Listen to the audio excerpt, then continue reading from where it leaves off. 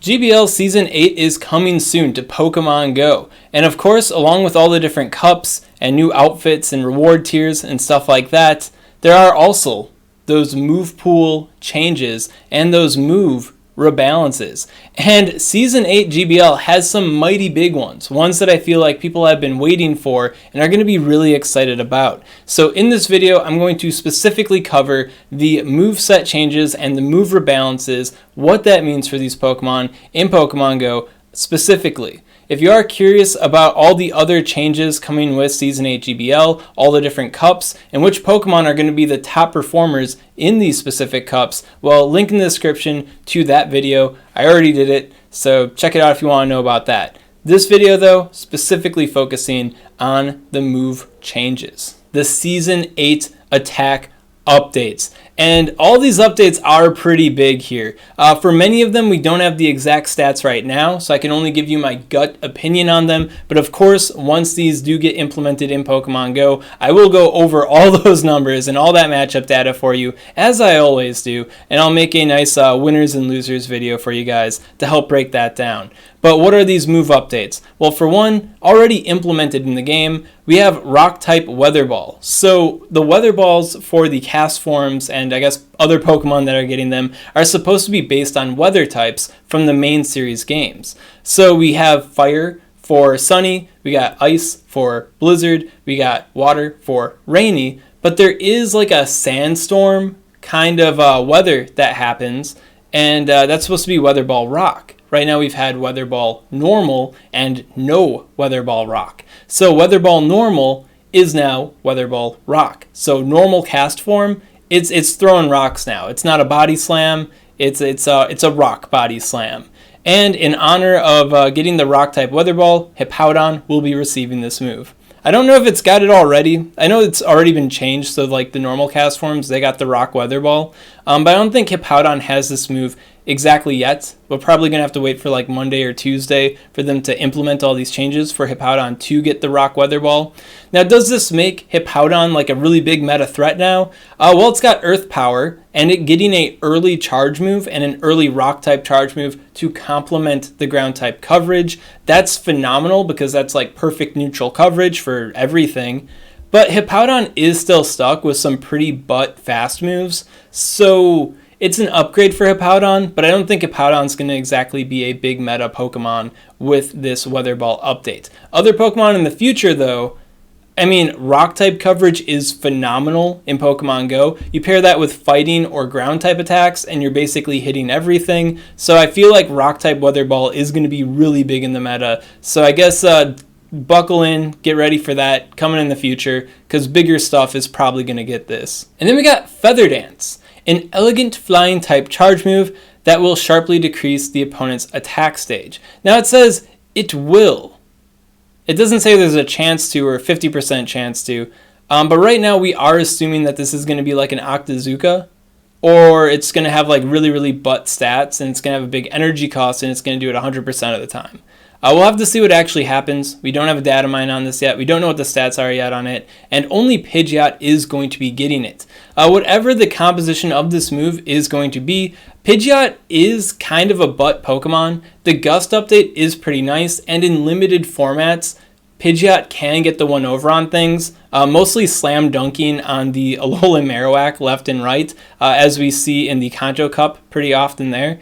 But aside from that, Pidgeot's not exactly a meta Pokemon. It gets hard-walled by tons of different Pokemon in the meta, so I feel like it getting an Octazooka type move isn't really going to do a whole heck of a lot for it. I mean, when you think about Kingdra, before it got Octazooka, was already a really good Pokemon, and it just needed like any charge move to have a lower energy cost than Outrage to make it finally good, and then it got Octazooka, which was like a lower energy cost charge move that also can lower the Pokemon's attack stat by 2 stages. That's insane. So then, obviously from that buff, Kingdra, a Pokemon that was already pretty good and just needed anything to get better, got way better.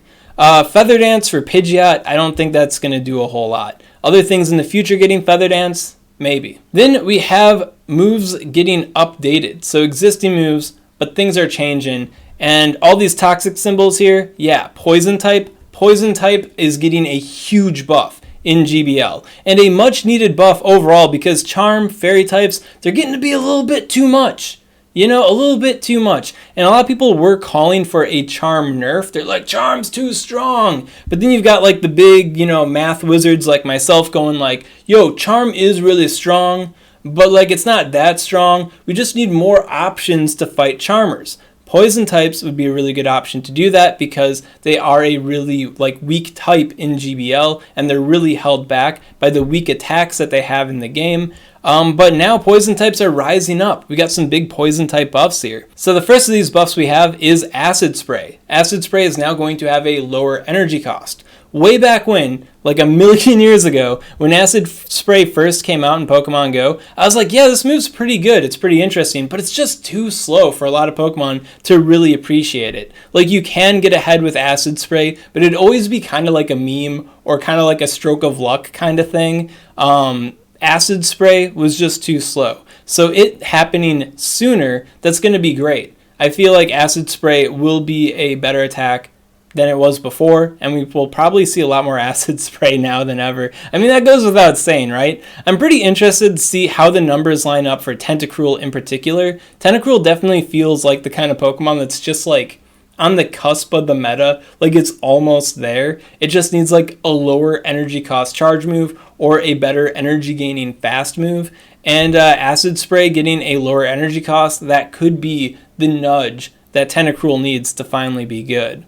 Then next up we got Poison Jab. Poison Jab as a fast move now deals more damage. So Poison Jab is also that kind of attack that's like almost great. It's just almost great. I would have preferred it getting a little bit more of an energy gain. I feel like that would have been more dramatic for all the different Pokemon that get Poison Jab, but it dealing a bit more damage than it dealt before, sure, why not? Because Poison Jab overall, and I talk about this in my Remix Cup video where I'm using a double poison team featuring Beedrill, it's like Poison Jab in the general meta is just, it's too slow for energy gains and it's just hitting like a little bit too softly to really be that great. So I feel like it getting that little bit of a damage buff is going to be pretty good for just about any Pokemon that has Poison Jab. And then we got Poison Sting. Poison Sting is now going to generate more energy. How much energy is it going to generate? I don't know.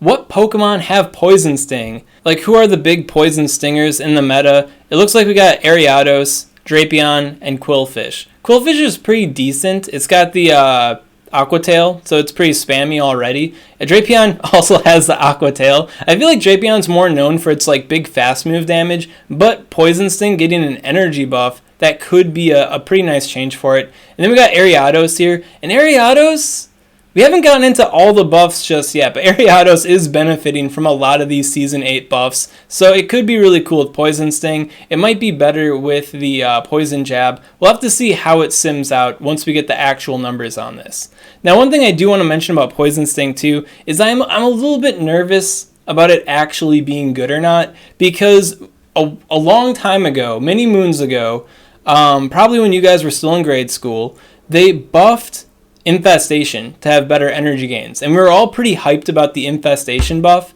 but it was a pretty weak buff.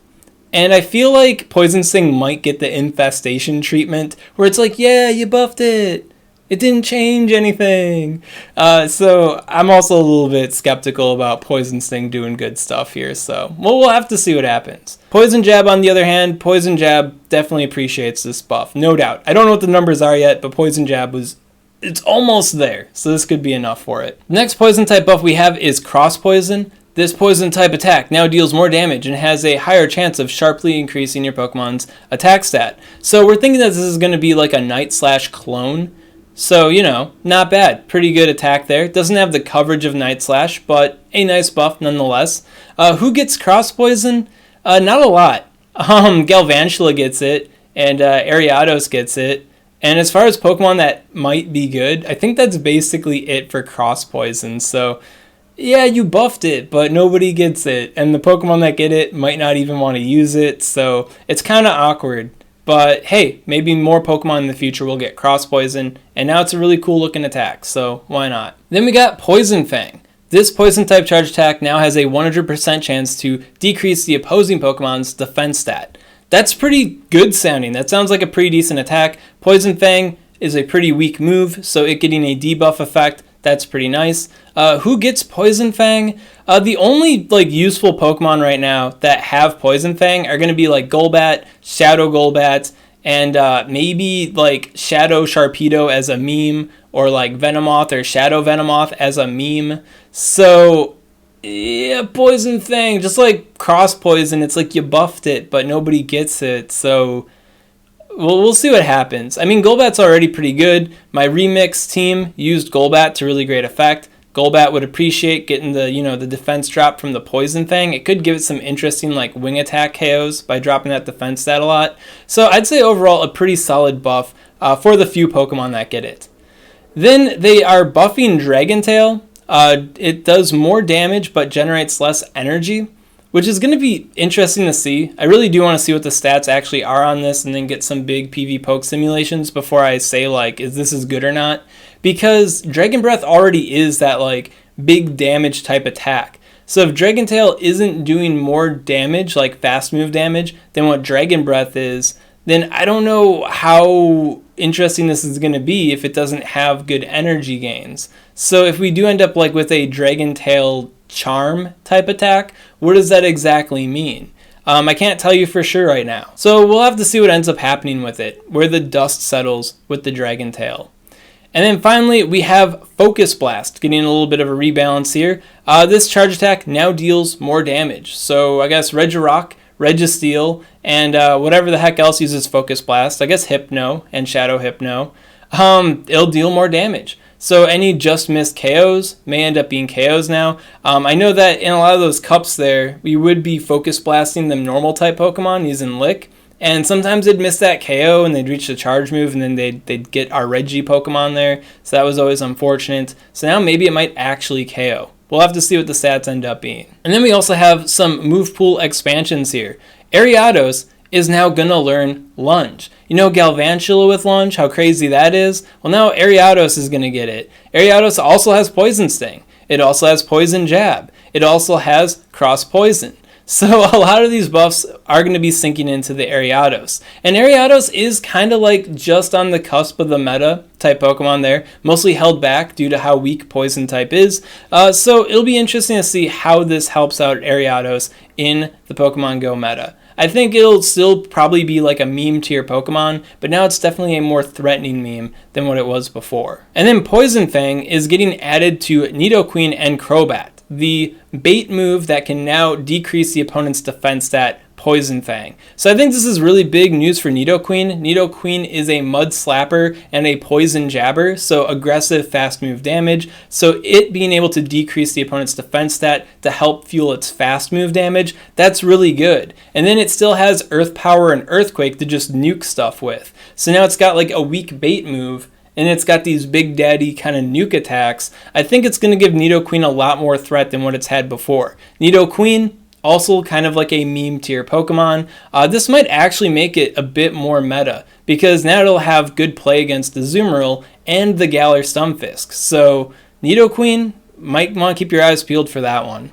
Crobat, I don't know if this is really going to do a whole heck of a lot for Crobat here. And then finally, Cross Poison. They're giving Cross Poison to Crobat. I don't know why they want to buff Crobat so bad. Like, give it to Golbat, man. Golbat's already pretty good. Crobat's like the whack version of Golbat. I mean, look at this. They're going out of their way to buff Crobat here, but Crobat still has Air Slash and Bite for fast moves. So it's like, congratulations. Maybe fix this before you... I mean, its charge moves are also pretty bad too, so Crobat needs a bigger facelift if you want to make it good, Pokemon Go. That's all I'm saying here. And that wraps it up for the move pool changes, the mover balances for Season 8 GBL here. Now, as far as the concrete hard numbers go, we probably won't get those until the following Monday or Tuesday here, so make sure to subscribe to SwagTips, because once we get those numbers, I will be putting out a more concrete video letting you know who the winners and losers are of the Season 8 GBL update. And of course, if you are curious about the other details of Season 8 GBL, you know, the different cups, which Pokemon are the top performers in those cups, I already did a video on that, so link in the description if you want to check that out and start preparing yourself for all the different cups that Season 8 GBL is going to have. One thing is certain, Ducklet is on the menu. If you got any questions on this content, of course, comment below, let me know what's up, and I'll be happy to help you out. And if you enjoyed this content and you want to see more like it, well, make sure to subscribe to SwagTips.